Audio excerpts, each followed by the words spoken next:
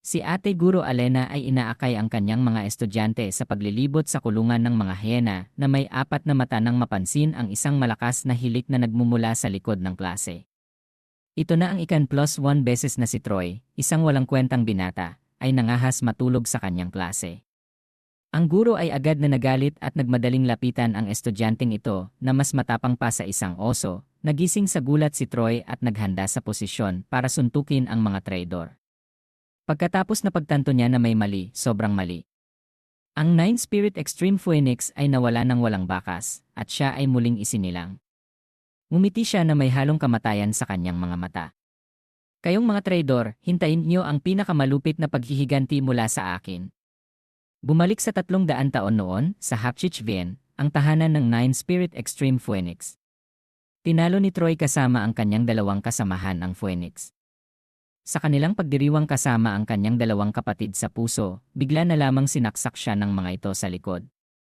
Ang pagsasama ng maraming taon ay hindi nakapagpabawa sa kanilang inggit dahil napakalakas niya kaya kailangan nilang puksain siya para makampante. Matapos siyang saksakin, si Troy ay naghihinalo pa rin. Nilapitan siya ng dalawang sakim at gustong sirain ang kanyang katawan at kaluluwa. Sa kritikal na sandali, biglang bumangon ang Nine Spirit Phoenix, ngunit ito ay handa ng sumabog, kasama si Troy na puno ng galit.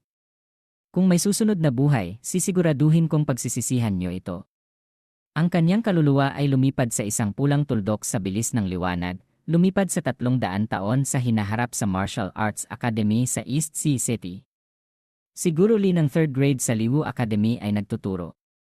Ang mga kakaibang hayop ay lumitaw 400 taon na ang nakalipas, na nagtulak sa mga tao na magpaunlad ng martial arts para mabuhay. Ngayon, ipaparanas ko sa mga estudyante ang kanilang mortal na kaaway. Ito ay isa sa mga pinakamababang uri ng kakaibang hayop at may pinakakadiring anyo.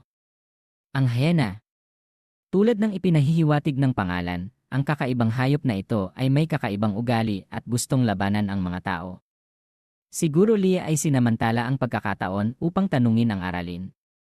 Ano ang kahinaan ng mababang uri ng kakaibang hayop? Ngunit sa Elementary Alien Beast Studies, mayroong libu-libong uri, walang makakaalala sa kanila. Sa sandaling ito, mayroong isang ungol na hilik na nagmumula sa bush. Si Troy ay nakapikit, nagpapanggap na isang tahimik na gwapo, ngunit ang eksena ay naglabas ng tunog. Troy, nangahas kang umidlip sa klase ko. Gusto mo bang mamatay? Si Guro Lee ay sumigaw ng malakas na parang leon na matagumpay na gumising kay Troy. Agad siyang pumasok sa posisyon para makipag-away. Force Dragon Fist, kayo nangahas ni. Bigla niyang napagtanto na may mali, naaalala ni Troy na siya ay patay na. Ang mga alaala ay bumalik na parang tubig na nagpaliwanag kay Troy. Siya ay muling nabuhay na nangangahulugang binigyan siya ng Diyos ng isa pang pagkakataon. Force Dragon Fist at Blood King, kailangan niyong hintayin ang aking paghihiganti. Paghihiganti para saan? Nagbabasa ka ng maraming kwento, ha? Binigyan siya ni Guro Lee ng isang sipa sa mukha para sa krimen ng pagtulog, isang krimen na hindi maaaring palampasin. Si Guro Lee ay kilala bilang lioness ng silangan sa paaralan, gayunpaman nangahas si Troy na umidlip sa kanyang klase. Ang taong ito ay walang takot sa kamatayan. Ang mga kaibigan sa klase ay lubos na nagalak ng parusahan si Troy ng guro. Sa kanilang mga mata, si Troy ay isang walang kwentang tao na walang ki para maging isang martial artist. Niyakap ni Troy ang kanyang mukha at tumayo. Sa pagkakataong ito, nagsabay ang alaala ng orihinal na katawan. Siya ay isang normal na estudyante sa Martial Arts Academy. Sa mga lumipas na araw, kahit na ang Extreme Phoenix ay sinuntok niya na parang anak, ngunit ngayon kailangan niyang mag-aral muli mula sa pinakamababang antas ng kakaibang hayop, hindi niya alam kung dapat siyang magsaya o malungkot. Sa sandaling ito, nagpaalam si Andre, ang class president, para magbigay ng paliwanag para kay Troy. Ang pamilya ni Troy ay hindi maganda, kaya kailangan niyang magtrabaho ng karagdagang oras hanggang sa punto kung saan wala siyang oras upang magpahinga, kaya siya ay nakatulog. Class president, bakit mo kailangang ipagtanggol ang walang silbing pangalan na yon? Sa anumang kaso, siya ay babagsak sa midterm exam sa 1 buwan at mapapaalis sa paaralan, pangungutya ni Kevin. Inutusan ni Guro Lee ang buong klase na manahimik. Sa anumang araw na pumapasok siya sa paaralan, siya ay estudyante pa rin. Kaya kailangan pa rin siyang mag-aral ni Troy. Ngayon, sagutin mo sa akin kung ano ang kahinaan ng hyena. Kung hindi mo ito masasagot, maghanda kang kopyahin ang Elementary Alien Beast Studies ng 10 beses. Bumulong-bulungan ang buong klase sa likod ni Troy, sa pag-aakalang hindi nila alam, kaya paano niya malalaman. Muling, nagsalita si Andre, Guro, ang Elementary Alien Beast Studies ay napakakapal at mabigat na parang bato. Ang pagkopya nito ng 10 beses ay mas masahol pa sa pagputol ng isang kamay. Gusto mo bang maging isang guro? Paalala ni Guro Lia kay Andre na nagpahirap sa kanya upang magsalita muli. Hindi kailangang matakot ni Troy. Noon, nang siya ay isang martial artist, upang sanayin ang kanyang sarili, nakipaglaban siya sa 18 hyena ng sabay. Maaari niyang sabihin ang kanilang mga kahinaan ng nakapikit. Oh, kaya alam mo kung paano magsinungaling. Kung masasabi mo ito, kakain ako ng tae sa lugar. Ang mga estudyante ay hayagang hinamak siya. Hinamon din ni Guro Lee si Troy. Kung hindi niya masasagot ng tama, natatakot siya na gagawin siya nitong karne sa lugar. Sa pagkaalam ko, ang hyena ay may 4 na kahinaan. Agad na tumawa ang mga kaklase, haha, halatang 3 lang ang kahinaan ng hyena. Dinagdagan mo lang yung pang-4. Paalala rin ni Andre kay Troy, ngunit sigurado siya na mayroon silang 4 na kahinaan, sigurado na ang sumulat ng aralin ay nagkamali. Agad na nagsabi si Kevin, kung hindi mag-aral si Troy, huwag magsalita ng walang kabuluhan. Nakasulat ng malinaw sa aklat na ang mga kahinaan ng hyena ay ang lalamunan, tiyan, at mata. Kinatwiran pa niya na hindi nag-aral si Troy, umidlip, at pinaghihinalaan na may problema sa syllabus. Imungkahi niya na paalisin na siya ni Guro Lia mula sa paaralan. Hindi nagpanik si Troy, ngunit mahinahon na sumagot. Siya ay nanatiling kalmado. Wala pang sinasabi si Guro Lie, nang biglang sumigaw si Guro Lie, tumahimik. Tumawa si Kevin na parang nanalo sa loto, hinahamak siya, ngunit siya pala ang sinigawan ni Guro Lie. Pagkatapos ay lumingon siya kay Troy at nagtanong, ano ang ika-4 na kahinaan ng hyena? Kahit na ang karamihan sa mga tunay na martial artist ay hindi alam, kaya gusto niyang suriin kung nagsasabi siya ng totoo o humuhula. Napakasimple, ang ika-4 na kahinaan ay you. Nang sasagot na si Troy, biglang tumayo ang hyena. Agad niyang napagtanto na may mali. Tulad ng inaasahan niya, sa 1 segundo ay pumutok ito sa kulungan at sumugod sa mga estudyante. Nagtakbuhan sila sa lahat ng dako. Natakot si Kevin na mabasa ang kanyang pantalon at nagtago sa likod ni Andre, habang ang nakaharap sa kanila ay ang uhaw sa dugong hyena. Sumugod si Guro Lee para sagipin sila, ngunit isang hakbang ang nauna si Troy. Dinikit niya ang noo ng hyena na nagpahirap dito at pagkatapos ay namatay sa lugar. Pagkatapos itong patayin, hindi nakalimutan ni Troy na sagutin ang tanong. Ang ika-4 na kahinaan ng hyena ay ang noo. Matapos sagipin ni Troy si Andre, naramdaman niya na hindi siya masyadong masama. Ang masikip at mainit na dibdib ay nagpabigla sa kanya. Gusto pa niyang magkaroon ng isang buong grupo ng mga hyena na sumugod kay Troy. Hindi pinapansin ang panloob na damdamin ng dalaga, ang interesado sa kanya ay ang hyena na ito, napakahina nito na hindi nito masira ang bakal na kulungan. May mali. Bigla, may lumipad na pulang sinag mula sa hyena papunta sa kanya. Sa harap ng mga mata ni Troy ay isang abiso, nakolekta ang isang key. Mayroon na akong 12 key. Lumilitaw na pagkatapos niyang patayin ang kakaibang hayop, magkakaroon pa siya ng key. Ang sistemang ito ay nilikha para sa kanya. Agad na lumapit si Guro Lee para suriin ang katawan ng hyena. Gumamit lang si Troy ng isang daliri para masira ang buto nito. Natatakot siya na hindi pa siya umabot sa antas na yon. Lumalabas na si Troy ay isang binata na nagtago ng maraming bagay sa kanya. Ipinaalam ni Guro Lee sa buong klase na napatay na ang hyena. Bukod pa rito, ang ika-4 na kahinaan nito ay ang noo, tulad ng sinabi ni Troy. Gayunpaman, ito ay isang advanced na paksa, kaya hindi pa nila ito natutunan. Ang pagganap ni Troy ay napakahusay sa pagkakataong ito, kaya bibigyan siya ni Guro Lia ng mga puntos. Bulong-bulungan ang buong klase, hindi lamang siya pinuri ni Guro Lia, ngunit nakakuha rin siya ng mga puntos. Ngayon ay sumisikat na ang araw sa kanluran, napakasama nito. Anong maganda doon? Nagkataon lang na narinig niya kung saan ang ika-4 na kahinaan nito. Kung ako yon, magagawa ko rin yon, sabi ng isang menor de edad na karakter. Ngunit kanina ay kailangan pa ring magtago ni Kevin sa likod ni Andre, at mas mahina pa siya kay Kevin. Sa madaling salita, si Troy lang ang parehong matapang at malakas. Ngayon ay napapahiya si Kevin, ngunit mayabang pa rin, naghahanap ng paraan para ayusin ang kanyang imahe. Sinong nagsabi na natakot ako? Kani-kanina lang naghahanap ako ng magandang posisyon para umatake. Isa pa, sa bahay ko, pinapanatili ko pa rin ang mga ito bilang mga gwardiya. Sa isang sipa, kaya kong talunin yon.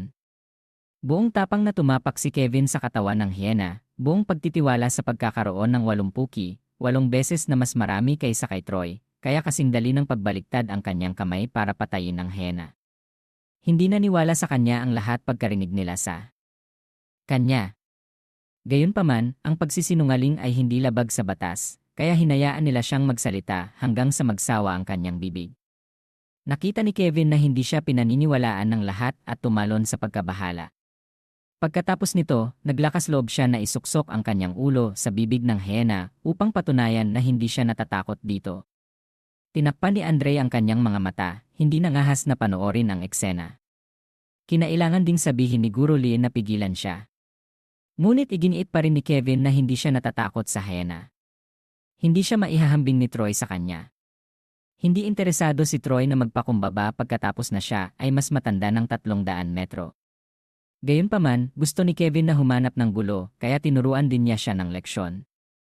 Nagpaputok si Troy ng isang maliit na bato na nagpabagsak sa panga ng hyena. Si Kevin ay naipit sa bibig nito at kumakawag at humihingi ng tulong. Hindi na nga siguro Lee na tanggapin siya bilang isang estudyante sa kanyang klase. Pagkatapos iligtas, sinimulang hinahin ni Kevin ang hangin, hindi napapansin na nabasa na niya ang kanyang pantalon ng matagal na. Habang tinatakpan ang kanyang bibig, sinabi ni Guro Lee na matagal nang patay ang hyena. Partikular na binigyan niya siya ng maagang pahinga para umuwi at maligo at magpalit ng damit. Nakita talaga ng buong grupo ang kanilang mga mata ngayong araw, sa unang pagkakataon na nakita nila ang isang taong takot sa puntong na ibasa na nila ang kanilang mga pantalon sa harap ng katawan ng isang hyena. Napatawa si Troy, umaasang hindi siya traumatized ni Kevin dahil sa insidenteng ito. Pagkatapos ng klase, naligo si Kevin at bumili ng mabangong bulaklak, naghihintay kay Andre pagkatapos ng klase. Kailangan niyang maghanap ng paraan para iligtas ang kanyang mukha. Lumabas si Andre na parang isang Diyos. Tinawag siya agad ni Kevin, humihingi ng paumanhin para sa insidente ng hyena. Para magbayad ng kasalanan, binigyan ni Kevin siya ng mga bulaklak at inanyayahan siyang kumain ng mga pastry sa Hero Square. Humingi ng paumanhin si Andre sa isang pilit na paraan, ngunit maaari niyang panatilihin ang mga bulaklak at pastry. Sa sandaling ito, dumaan si Troy. Mabilis na nagpaalam si Andre kay Kevin. Ang tungkulin ng supporting male lead ay mayroon lamang 5 minuto para makipag-usap sa isang magandang babae. Nahuli ni Andre si Troy upang pasalamatan siya para sa insidente ngayong araw. Inanyayahan niya si Troy sa Hero Square para kumain ng mga pastry. Walang oras si Troy kaya tumanggi siya. Kung itatanong nila ang kanyang bakanteng oras, kailangan niyang hintayin hanggang sa matapos niyang maghiganti. Pansamantala, ang mga babae ay lumilitaw lamang sa isang iglap. Nakita ni Kevin na nakikipag-usap si Andre kay Troy na nagdulot sa kanya ng mas masahol na kagat kaysa sa sili. Desidido siyang hindi siya hahayaan. Sa oras na yon, sa Hero Square, binibigyan ng mga bisita ang estatwa ng Long Quen at Lok Vuong ng mga bulaklak. Ipinahayag sila bilang mga bayani na nagligtas sa mundo, na pinatay ang Phoenix, na nagbibigay ng kaunting kapayapaan sa sangkatauhan. Sa mga nakalipas na taon, nagtuon sila ng pansin sa paglilinang sa kabisera, kaya bihirang lumabas sa harap ng publiko. Natawa si Troy nang marinig niya ang kanilang kwento. Niloko ang mga kasamahan, inagaw ang kredito, at sa huli ay naging mga bayani. Dadating ang isang araw kung saan pupunitin niya ang kanilang balakayo, ihahayag ang katotohanan, at ipapaalam sa kanila kung sino ang tunay na bayani. Sa sandaling ito, sinundan ni Kevin kasama ang 2 gangster, si Troy kasama ang 2 hyena. Naghintay siyang pumasok siya sa isang eskinita bago niya siya atakehin. Masakit ang ulo ni Troy dahil may kakaunting kakaibang hayop sa lungsod para mag-level up. Sa sandaling ito, may 2 lalaking nagdadala ng hyena bilang isang alay. Lumabas si Kevin ng may pagmamalaki. Matagal na tayong hindi nagkikita. Hindi ba dapat kumakain ka ng pastry kasama si Andre? Bakit mag-isa ka lang? Dalawang hyena at dalawang gangster. Sa isang minuto, kaya kong lutasin sila. Ang mahalaga, gustong umatake sa akin ni Kevin sa kanyang sarili, pangungutya ni Troy. Malamang, gusto niya ang pagpatay sa akin, kasama ang mga tambay sa kalye. Ang mga thug ay napahiya at sumugod pasulong upang ipakita ang lakas ng gang. Si Kevin ay nakatayo sa tabi, nanonood ng drama. Hindi niya mapigilang tumawa, hindi pa Pasko. Nagdash si Troy sa hangin, pinabagsak ang apat na lalaki, na nagdulot sa pulang hyena at Kevin na sabihin, hindi ako makapaniwala. Gayunpaman, pinanatili pa rin niya ang isang magkasalungat na pananaw dahil naniniwala siya na kaya siyang kainin ng hyena. Pakawalan mo agad ang hyena. Kung may mangyari, mananagot ako. Ang lahat ay nakasalalay sa mga hyena. Inutusan ni Kevin ang dalawang hyena na sumugod. Pinili ni Kevin ang dalawang partikular na sinanay na mga bago para harapin si Troy. Ngayon, kailangan lang niyang lumuhod at makipagpayapaan at makakakuha siya ng konsesyon. Kahit na ang 400 taon na nakalipas o ngayon, ang mga hyena ay ang pinakamahinang grupo ng mga asong ligaw. Walang pag-aatubiling sumugod si Troy at ginamit ang kanyang walang kamay na isang galaw para patayin sila sa lugar. Hindi lamang si Kevin kundi pati na rin ang gang boss ang nagulat. Ngayon ko lang nakita ang dalawang pinakamabangis na bata na lumabas ngayon para maglaro sa kalsada at hindi na bumalik. Nakakuha muli si Troy ng dalawang key, napakaganda. Sa sandaling ito, natakot si Kevin. Paikot-ikot siyang tumakbo. Agad na tinapik siya ni Troy sa balikat. Sapat na akong naglaro, ngayon na ang aking pagkakataon. Marahang sinipa ni Troy ang gitnang binti ni Kevin na nagpabagsak sa kanya sa langit. Pagkatapos nito ay ang gang boss. Ngayon, napakahina niya kaya hindi siya makalabas ng lungsod para pumatay ng mga halimaw. Nag-aalala pa siya na hindi siya makahanap ng mga kakaibang hayop. Hindi niya inaasahan na sila ay kakatok sa kanyang pintuan. Higit sa lahat ay ang mga hyena. Tiyak na nagpapalaki sila ng maraming hyena. Hoy, hyena gang! Kami ang pinakamalaking gang sa kanluran ng lungsod. Mayroon kaming maraming iba't ibang uri ng mga hyena. Kung mangahas kang saktan ako Hindi pinatapos ni Troy ang pagsasalita niya at agad siyang sinampal. Ngayon, hinihiling niya sa kanya na samahan siya sa kanilang gang. Kung magtatago siya, mawawala ang buhok na ito. Dinala siya sa kanluran ng lungsod. Sa likod ng pintong ito ay ang teritoryo ng hyena gang. Dumating siya ng personal ngayon para batiin ang kanilang big boss, pero ipinagtanong din niya kung may nagbayad sa kanya para pumatay ng mga hyena hindi pinahintulutan.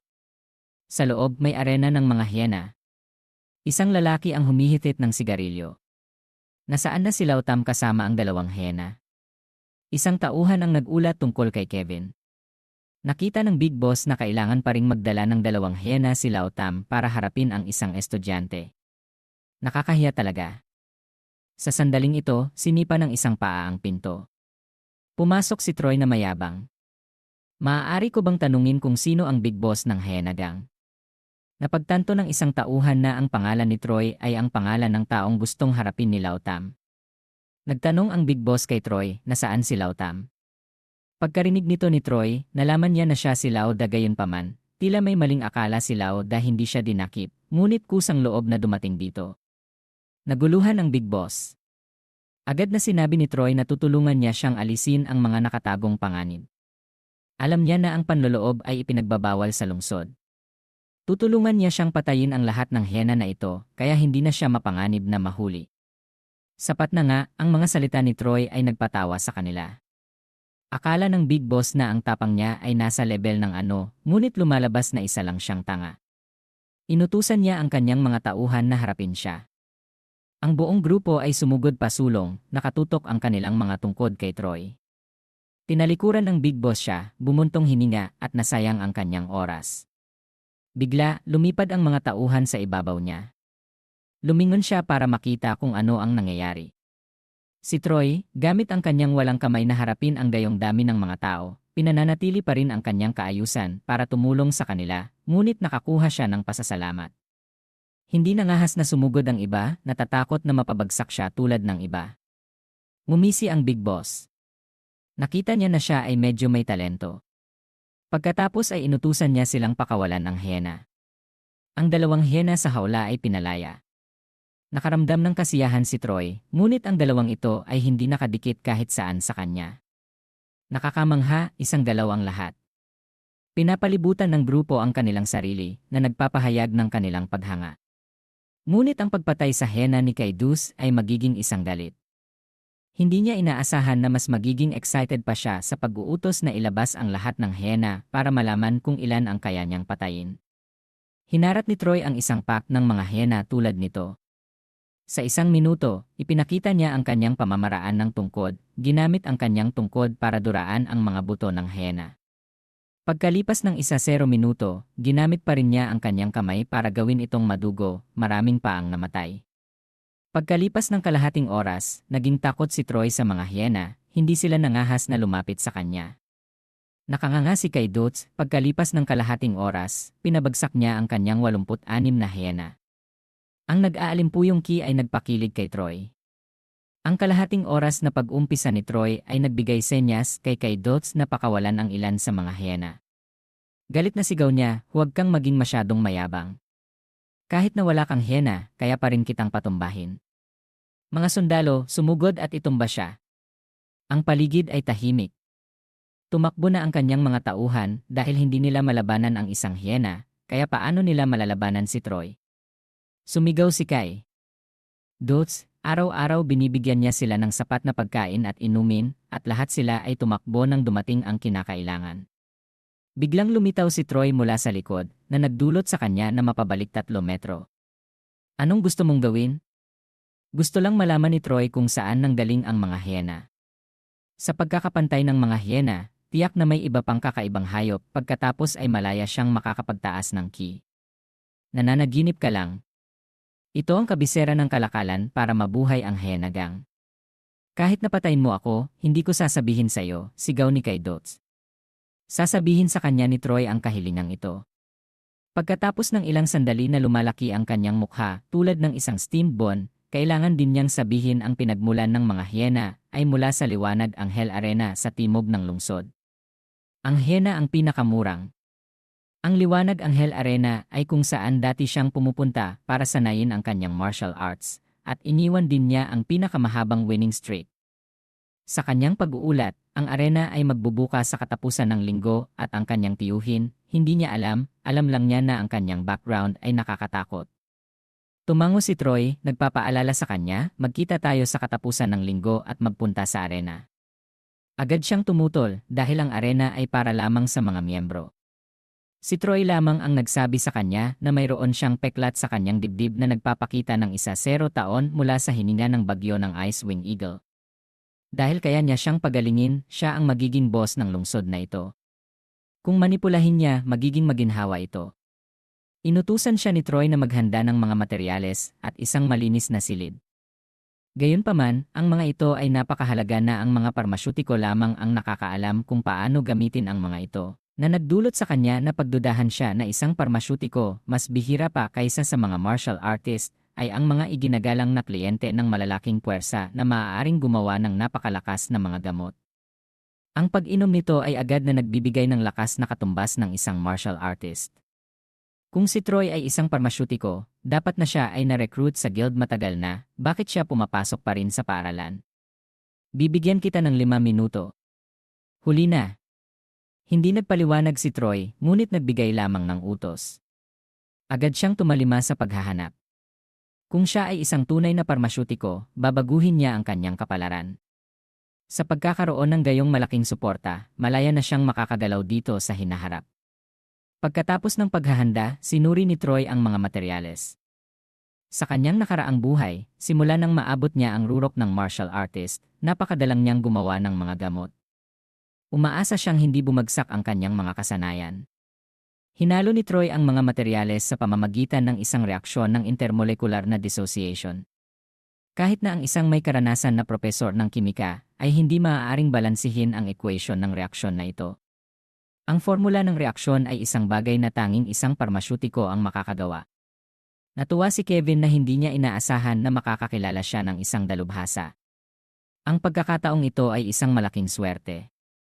Pagkatapos ng pagbubuo, nakakuha si Troy ng isang likido sa kanyang kamay. Nagduda si Kevin kung ang likido, na mukhang tubig, ay makapagpapagaling sa 1-0 taong sugat sa dibdib. Tama, wika ni Troy habang nag-uunat, matagal na akong hindi gumagawa. Kaya maaari lamang akong gumawa ng ganitong third grade recovery pill. Ang third grade ay nagkakahalaga ng hindi bababa sa 1,000 gintong barya sa merkado, ngunit magagawa niya itong madali na nagdulot sa kanya ng labis na pagkamangha. Bumuka ka, utos ni Troy sa kanya at ibinuhos ang gamot.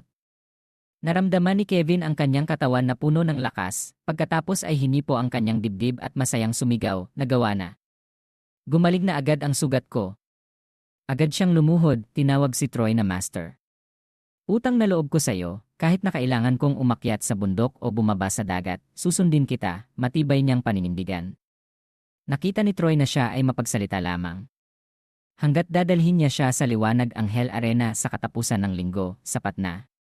Natatakot si Kevin na mawala siya, agad siyang sumunod sa kanya.